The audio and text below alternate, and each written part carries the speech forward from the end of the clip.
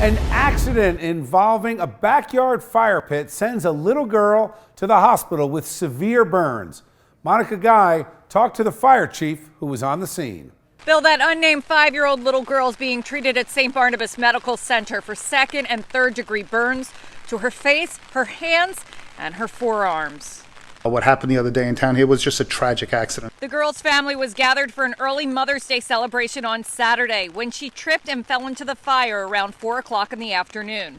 Demarest Fire Chief John McLaughlin was at the scene on Holland Avenue. You have a family picnic going on, you have a fire pit going, and sometimes you got to be careful. You got to keep your eye on these things. The laws regulating fire pits vary depending on where you live in New Jersey, but there is a state ban on open burning of yard debris. Demarest has an ordinance on open burning.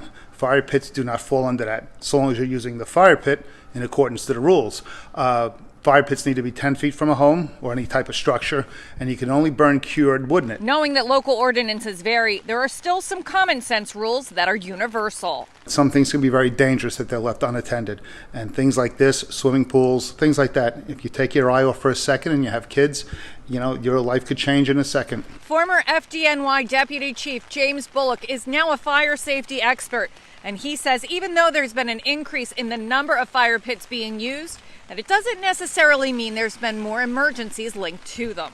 There hasn't been too many increases in accidents, but as these are more and more popular, then you're going to have more and more accidents. For Chasing News, I'm Monica Guy. Bill? Let's bring in tonight's A-plus panel. We're joined by Republican strategist Allison Young. Great to see you, Allison. Thanks, Bill. And Peter Brown back with us. He is a Democratic member of council in Linden, New Jersey. Good to see you, Peter. Thank you, Bill. Allison, I'll start with you. Just from a parent's perspective, it seems this is less to do about the fire pit and more to do about accidents happen. I'm not shaming the parents at all. Every kid gets hurt. It's happened to all of us. I know. I couldn't agree with you more, Bill. Like, being a parent makes you a professional worrier, right? And summer, unfortunately, is full of hazards. It's, as the chief said, you've got to watch your kids all the time. If it's not the fire pit, it's the waves at the shore, it's them falling into a pool. It's really a supervision issue. Peter, who's watching the adults, though? My fire injuries have happened all in like the last 15 years or so. I singed my eyebrows on an out-of-control barbecue. I don't know. Is it just about common sense? It definitely is about a common sense. I mean, again, accidents happen all the time. You don't want to shame the parents.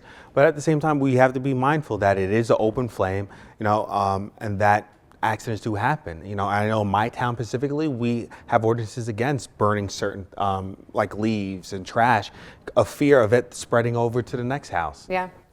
Allison, agree with that? I mean, Yeah, my fear is that the politicians get a hold of this, one injured kid, and all of a sudden there's a slew of regulations. When you heard the chief, he hasn't really seen a dramatic rise in this at all. And you can't regulate and legislate against every possible accident. Like you said, this isn't something that's happening all the time. It's an accident. So smart things like keeping open flames, 10 to 25 feet away from your structure, that's smart. But can you really regulate whether or not a kid has an accident and falls? No. I mean, I think as long as you have plenty of beer by the fire pit, you're fine, right? What could possibly go wrong? The beer could put the fire out. It's fine. All right. Thank you, guys.